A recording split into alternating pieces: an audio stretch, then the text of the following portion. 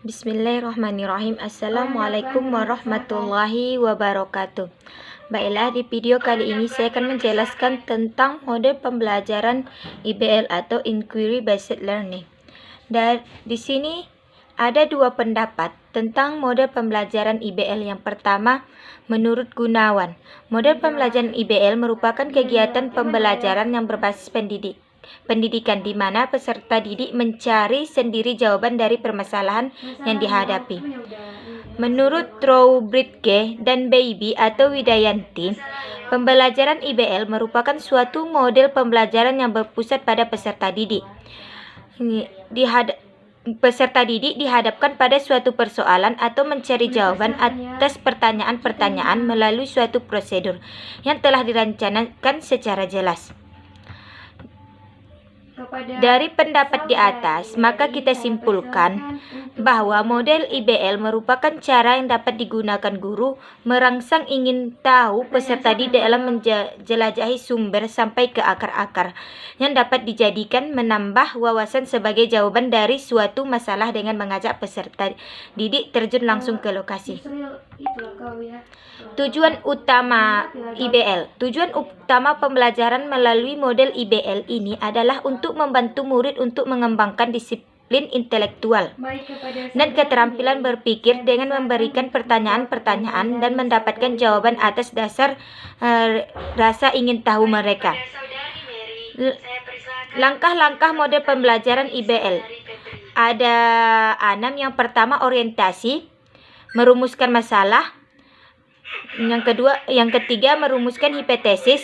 Yang keempat, mengumpulkan data. Yang kelima, mengaji hipotesis. Yang terakhir, merumuskan kesimpulan. Peran guru dalam pembelajaran IBL. Menurut Gulo, guru dalam menciptakan suasana belajar dengan pendekatan inquiry mempunyai berbagai macam peranan, antaranya adalah yang pertama, sebagai motivator. Motivator di sini yaitu memberi rangsangan agar murid aktif dalam berpikir. Yang kedua, sebagai fasilitator. Fasilitator yang menunjukkan jalan keluar jika ada halangan dalam proses berpikir murid. Yang ketiga, sebagai tempat bertanya. Untuk menyadarkan murid dari kekeliruan yang mereka lakukan dan memberi keyakinan pada diri sendiri. Yang keempat, sebagai administrator. Di sini administrator yaitu bertanggung jawab terhadap kegiatan di kelas. Yang kelima, sebagai pengarah. Pengarah di sini yaitu memimpin arus kegiatan berpikir siswa ke tujuan yang diharapkan. Yang terakhir, sebagai manajer. Sebagai manajer yaitu mengolah sumber belajar, waktu, dan organisasi di kelas. Kelebihan dan kelemahan pendekatan IBL.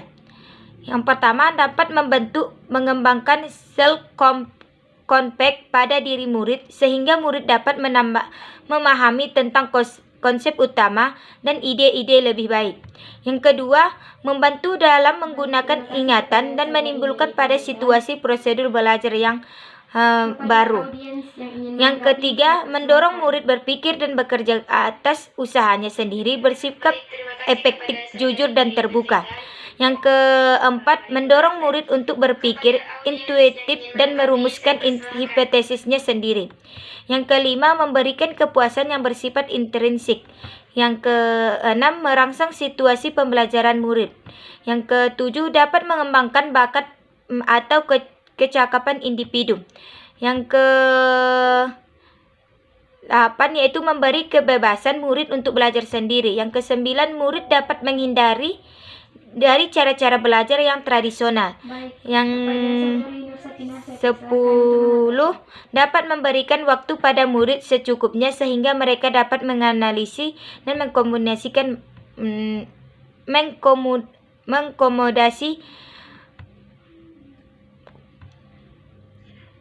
Yang